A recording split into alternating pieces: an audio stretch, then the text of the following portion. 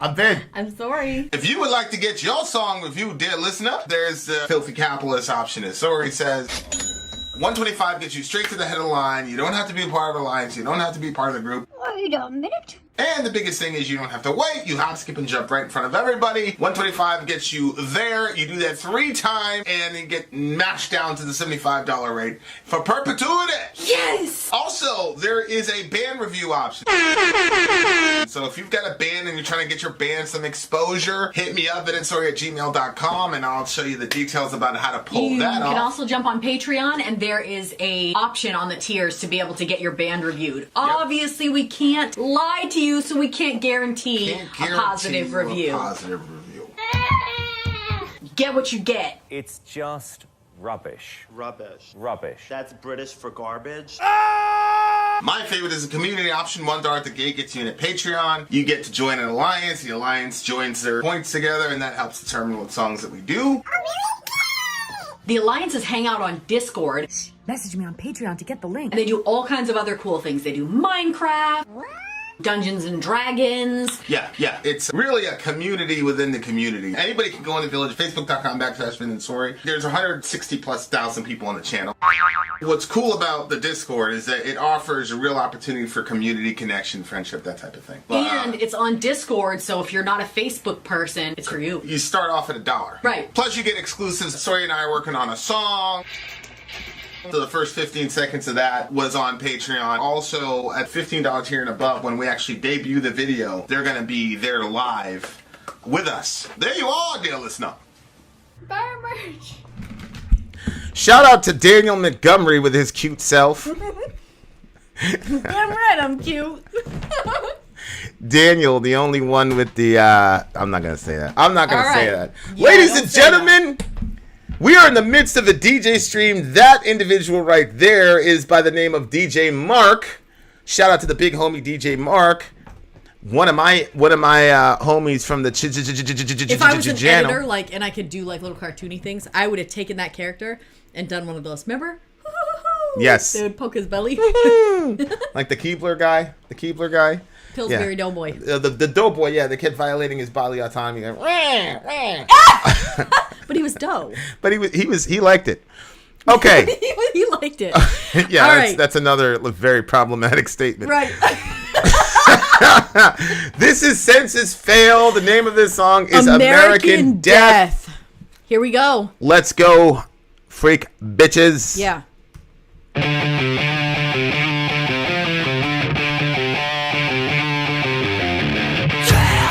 Yeah!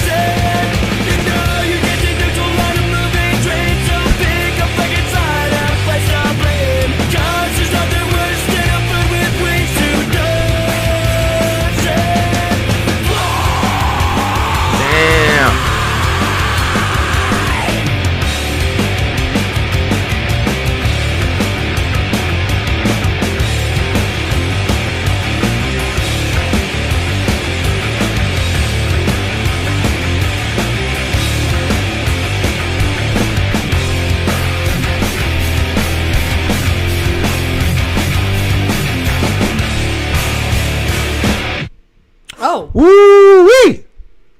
Alrighty then. That was that song, I'll tell you why it was unique to me. Somebody said it was like a cross between nu metal and punk, and I agreed. Mm-hmm. And then in the second half of the song, they kind of went away from the nu metal sound a little bit as well. But holy moly, lyrically, what this guy was saying was pretty crazy. What was going on with you in the song? Well, shoot, now I go. You go first, because I lost track of what I was going to talk about. My mind got distracted. Okay, so here's what we're looking at lyrically here. It was a very interesting sound because I thought it did. It phased back and forth between classical metal, punk, and nu metal. Yeah. It was a really, really good thing. But then there was parts where his vocal style went more heavy.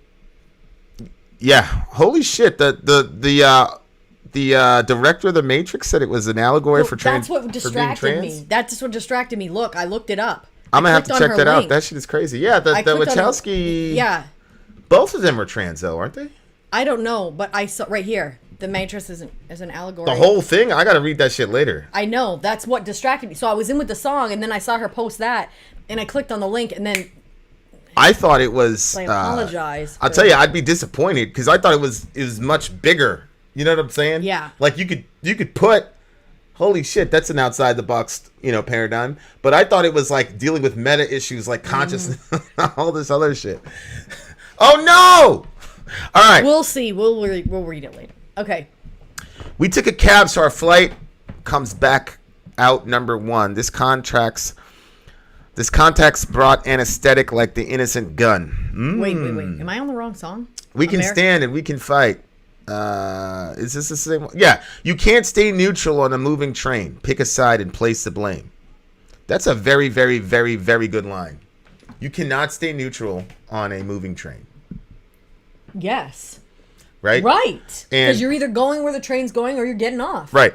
And that applies to so much. Yeah, and I said that the Trump administration was pretty much the death of moral relativism. Mm-hmm. So back in the day, people used to say, hey, man, you have your truth, I have my truth. As long as you don't put your truth onto me, we're good. You believe what you want, whatever. It's not like that anymore. Mm-hmm. People are not allowed to have their own truth. No, it's true. And now in the public sphere, nobody has a problem with attaching a moral value to a person. And I don't think that that's wrong. I think that that's... What do you mean? Well, for example, they say things like, if you voted for Trump, you're a bad person. Oh, yeah. They would have never said that 10, 15 years ago. It's completely inappropriate to even say something like that. How can you say this? Well, I think that there are definitively bad decisions like that. But when they're that close, Trump and Biden or Trump and Hillary, like, how can you say somebody's a bad person for voting for one or the other? It's like, well, I mean... Well, yeah, and that's why CB says the Biden administration isn't really much for morality either. We just bodied 11 people. Right. Oops. That's what we said. That's what America said to Okay, Mark, I thought there was some conflicting lyrics. That's what America said to Afghanistan after we killed those people. Oops. Tragic mistake. Yeah, there's always conflicting lyrics, but by the way, guys, and I'm not putting any pressure... I am not putting any pressure on any DJ, but this dude makes his own lyric videos, for God's sake. DJ right, Mark. That's right. I forgot. Yeah, he does. Yeah, DJ Mark, he's just a different kind of dude, and Mark, I'm super curious to know what you do for your work. So I'm not going to impose. If you don't mind I'm not going to impose that onto other people. Email me. I'm not going to impose. But it is the best way to do it if you decide to do it, because then your videos don't get blocked. Yeah. But. Yeah, but so now people are completely fine with putting moral pronouncements onto things, and I think that that's great. Now, I think it's personally wrong to say that a person's moral standing just because of who they voted for. Mm-hmm. I think it can, so for example, a guy like Hitler gets voted in or whatever. Right, exactly. Well, think about what's happening at the time. And think about what message he's putting out. Mm-hmm. The problem that happens is when you attach... And like I said, this is a very, very, very fine balance, and I don't know anybody, including myself, who's made that balance. But when you attach that moral value to a given action or a candidate, you have to then balance it out with the fact that people get put in situations that they were not prepared for, and many times make a decision based on that. So you had a lot of people, let's say in 2016, they saw how dangerous Trump was, but at the same time, they were in a completely desperate situation. Hillary just said, hey, we're going to kill coal, blah, blah, blah. These are not very educated people, and you know what? They didn't need to be educated. They didn't need the college and the student loan debt. Right. They had their little, mine town or their little coal town or whatever, and they were fine. And then they're facing a future that is extremely bleak for them and their kids. And then a guy shows up and says, hey, I can help you with this. So they vote for him. And instead of saying, okay, I can relate to that on a human level, I understand that person, they get completely demonized. So for me, moral relativism, I think, is a ridiculous paradigm, and I think it's dangerous. This whole your truth, my truth, you get to have a truth, I get to have a truth. That's dangerous, and it's horrible, and it's just nonsensical. The other side of that, though, is if you swing the other way and everything is a moral issue, then you turn into a person who's just judging everybody, and you're not really making any headway. So I believe that the pharmaceutical companies are full of massively immoral, horrible people who are currently under the wrath of God. These pharmaceutical companies, holy shit. That doesn't mean that pharmaceuticals as a whole can't be redeemed, and that everybody in that... Right, it doesn't mean your pharmacist is that person. Right. Exactly.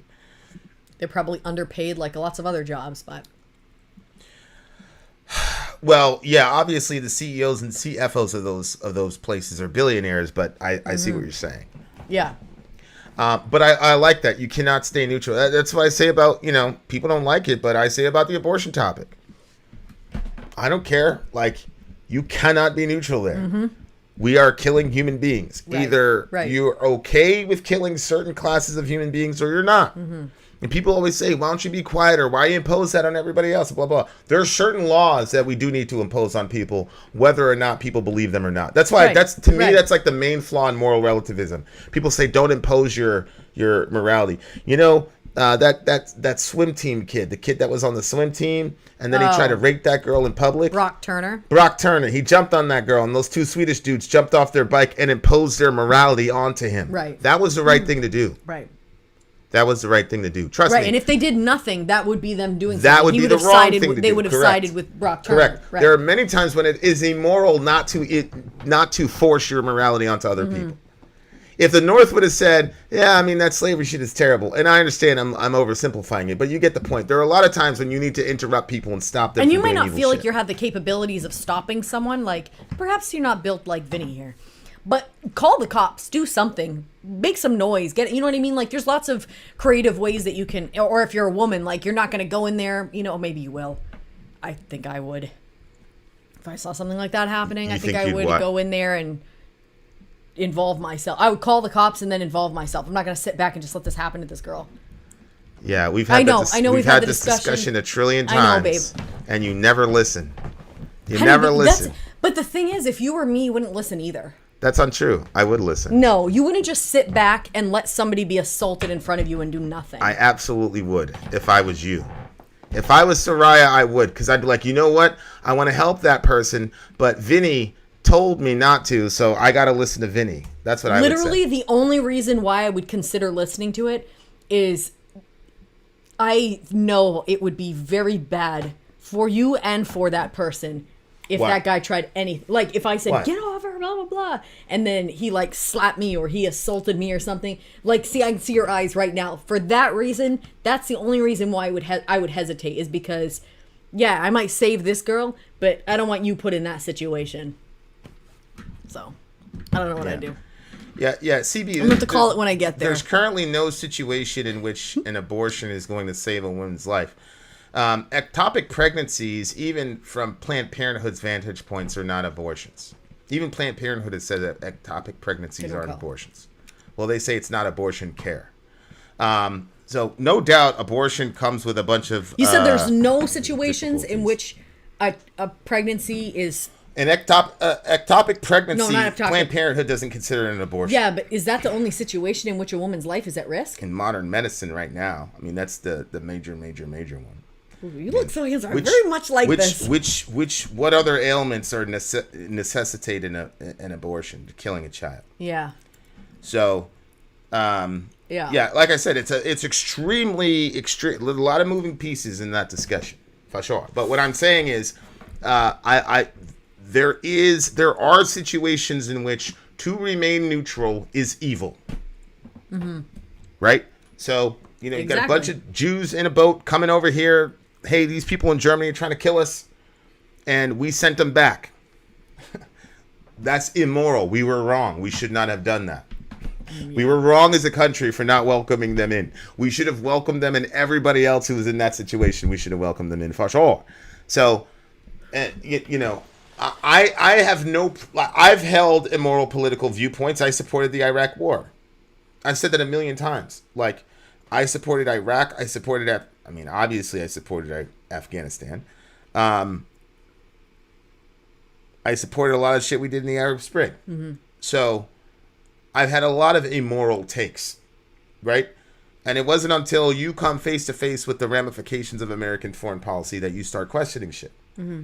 But before that, I was just, everybody else. I think as a country as a whole, American citizens as a whole, we are some of the most immoral people on the planet. Yeah. Because Americans can hear, yeah, you just killed 7 people, and go, yeah, and just go on with their day.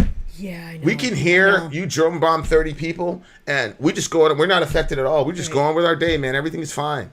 Well, you and I talk about inconsistencies a lot, and when you have inconsistencies in your worldview or your anything, it's not a good sign. And so, if you're the type of person that's going to celebrate the 4th of July because of what your forefathers did, and you're the one that's going to celebrate when the USA wins the Olympics, then you also have to be the person that's going to be upset when our country does things that are wrong. Like, are you a collectivist or aren't you?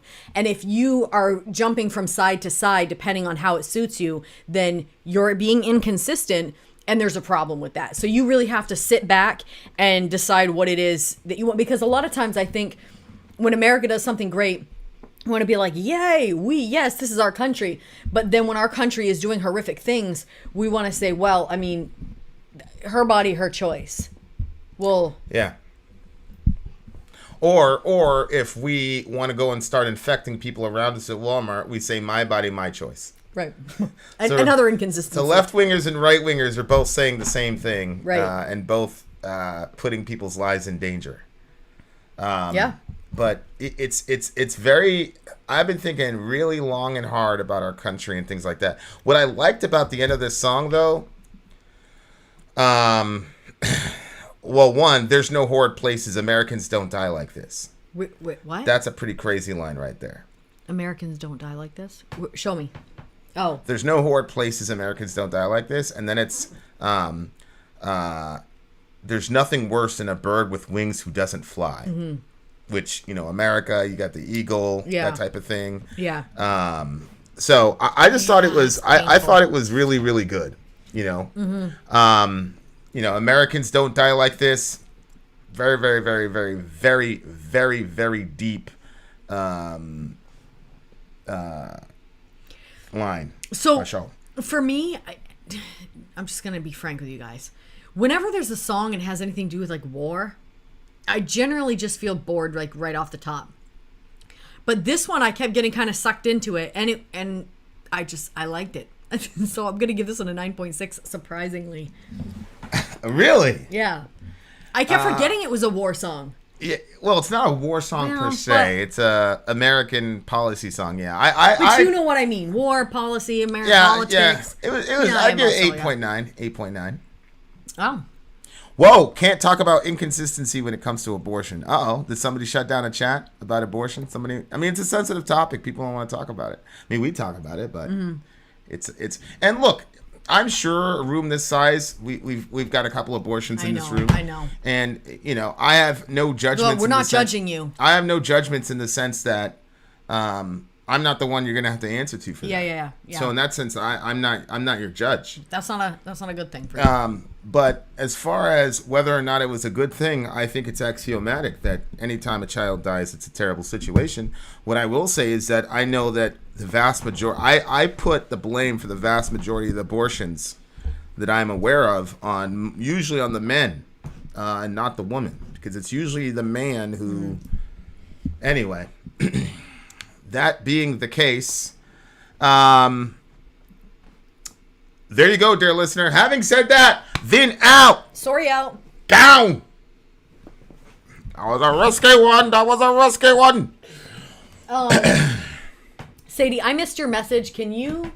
Oh, right here. Yeah. Okay. So my friend's sister had a heart condition. They told her the stress of the pregnancy would be fatal. She went through with it anyway. Dead mom, dead baby, 3 kids, no mother. She died? Yeah. Yeah, I mean, there's a lot of times that parents make hard decisions. And sometimes it doesn't work out, and sometimes it does. That's a horrible situation, but that doesn't give us any information as far as what the right thing to do is. Because I'm sure you know this, Sadie, that accounts for 0.0000001% of all abortions. Yeah, right. A lot of people don't understand this. Prior to Roe v. Wade, there was already exceptions made for abortions for the life of the mother. So it was called terminating the life of a quick child. So quick in that Seitz and Laban meant living. So it was 1830s. It was codified into law that if a woman's life was in danger, that was an option. So it's not as if we had thousands of women dying every year prior to Roe v. Wade. That's not what was happening. Roe v. Wade was not about saving the life of the mother. That wasn't the argument. That wasn't even what was being presented. The vast majority of people that talk about abortion and all the rest of it have, and I'm not saying this is I'm just saying this is a brute fact. Most of them have no idea what even the argument was at the Supreme Court level for Roe v. Wade. A lot of people, they'll say things like, oh, it's constitutional. I'm like, what article of the Constitution says you can dismember your baby? Right. No, that's a Supreme Court decision, and the Supreme Court has been wrong before. We know that with the Dred Scott decision. They had to reverse it. Mm-hmm. Then you have the Carrie Buck decision, in which, I don't know if people know this, but the U.S. government can technically forcibly sterilize women who they deem as being unfit mothers. That's a law. It's called Buck v. Bell. And it was... We know somebody... Eight secularists and 1 Roman Catholic who had the dissenting votes, and the Oliver Wendell Holmes, who authored the majority decision, said 4 generations of dunces or idiots is enough. I thought I said imbeciles. Imbeciles, you're right. 4 generations of imbeciles is enough. So if we're going to go with a Supreme Court ruling to guide our morality, that's pretty shaky ground. Mm-hmm. Even from an American perspective, it's shaky ground. Yeah.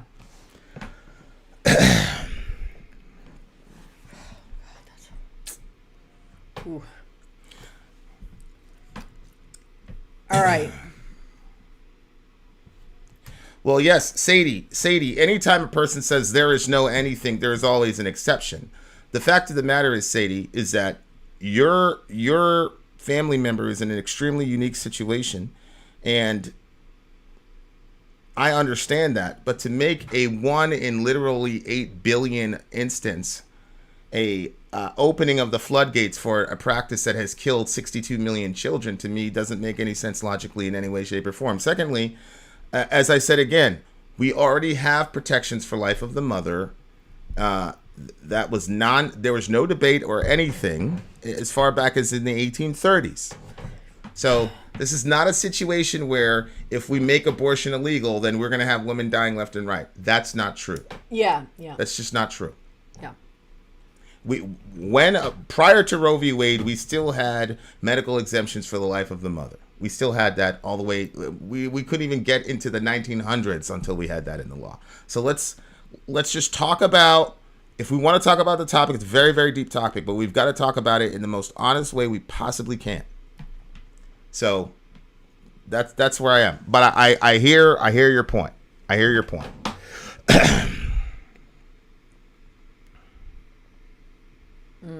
Okay. And then the last thing I'll say, and CB's my man, and I love him, but the logic here doesn't make any sense to me. Abortion is a conversation only because it's about controlling the sex, in my opinion. Men could be part of the conversation, but when it comes to their bodies, that's a non-talker. Well, that doesn't work because the body that's being disassembled in abortion is not the woman's body. The body that's being disassembled in abortion is the child's body. So if we're talking about bodily autonomy, then everybody who believes in true bodily autonomy should be pro-life because we're ending the life of the child, not the mother. One of the things and maybe somebody, we got to jump on to the next song, but I'm going to put out a thought experiment and then maybe somebody can call me at the end of this and give an answer. Susie has a newborn. Okay. Susie takes a newborn into the pool. Her phone alarm goes off and she realizes that her favorite show, Desperate Housewives or whatever, is on. So she leaves the baby in the pool, the newborn, and goes to watch Desperate Housewives. The baby dies. She ends up in court. The judge says, "Was that you?" "Yes." "Did you drop the baby in the water?" "Yes." "Why did you do that?" "Well, I wanted to watch Desperate Housewives." "What happened when you came back?" "The baby was dead." "You killed your baby." "No, I didn't kill my baby. The water killed the baby." "Well, you're going to jail for parental negligence." And Susie looks at the judge and says, "I'm not going to jail because you can't tell me what to do with my body." How would you answer her from that paradigm? Since we can't tell people what to do with their bodies, since we have complete bodily autonomy, explain to me what you would say to that judge. How can the judge put Susie in prison? That's my question. So if anybody who supports abortion wants to jump on and have that discussion after we get through the stream, that would be great. Okay. The song is coming. Wait, song number 4. Yeah. Remember the inconsistencies thing? The people will say, I've seen you have these debates all the time, and you'll say something and you'll talk about like that. You'll give the breakdown of how they destroy the baby's body and crush their head and everything. It's just horrible. Yeah. And when you say that, they tell you that that's an argument from emotion. But then, isn't it an argument from emotion to say, well, the life of the mother, isn't that an argument from emotion? Yeah, to say that they're, especially when that's outside of. You see what I'm saying? Yeah. Okay. Yeah, no, I agree. I mean, they're wrong. That's the same thing they'll say when they'll say fetus instead of baby. Yeah. And when you say baby, they'll say that you're using a logical fallacy, even though fetus simply means baby. I agree. Although Sadie doesn't argue that way. So I'll give it to Sadie. She doesn't argue that way. No, what she said just reminded me of that. And I've heard both of those in the argument, but people don't ever say, Amy Lee, the baby got put there because of the mother in both situations. Amy, in the situation, the only way for the baby to be saved would be the mother would have to use her body to get the child out of the pool. And her argument is, you can't tell me what to do with my body, even if the life of the baby's at stake. That's her argument. All right. So there is relevance because her argument is that the judge telling her that she should have reached in the pool to save her child would be a violation of her bodily autonomy because the judge has no right to tell her what to do with her own body. How would you answer that? That's the question. But after... Oh, good. Okay. So me and CB will have that discussion after we get through this. Okay? All right, guys. We shall return.